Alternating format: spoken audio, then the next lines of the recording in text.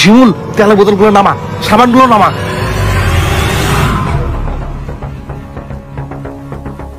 রাখছস, কাজ কর কাজ কর। বাবাজি ভালো সোয়াবিন তেল আছে? হ্যাঁ আছে তো, আর কি লাগবে?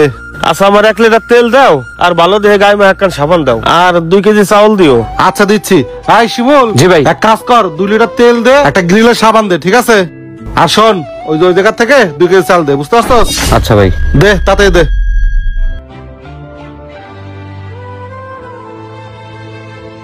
এই যে ভাই চাউল। রাখ এ জায়গা রাখ। কত হইলো বাবাজি? 460 টাকা। তুমি এক কাজ করো বাবা, খাতায় লিখে রাখো, তোমার চাষি বেতন পাইলে আগের টাকা সহ দিয়ে যাবা। আচ্ছা ঠিক আছে, এই দিয়ে দে। নেন চাচা। এই শিমুল, বলেন ভাই। এই তেল আর সাবান উঠে রাখ। ঠিক আছে ভাই।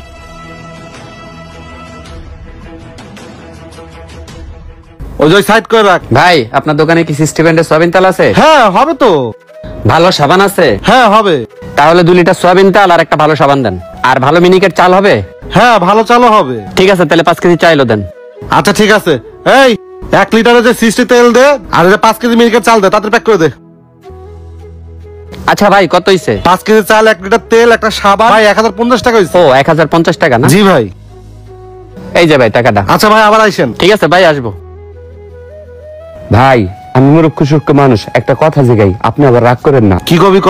ভাই একটা কাস্টমার আসলো, তেল সাবান উঠাইতে বললেন, আরেকটা কাস্টমার আসলো, তেল সাবান নামাইতে বললেন, বুঝলাম না বিষয়টা ভাই।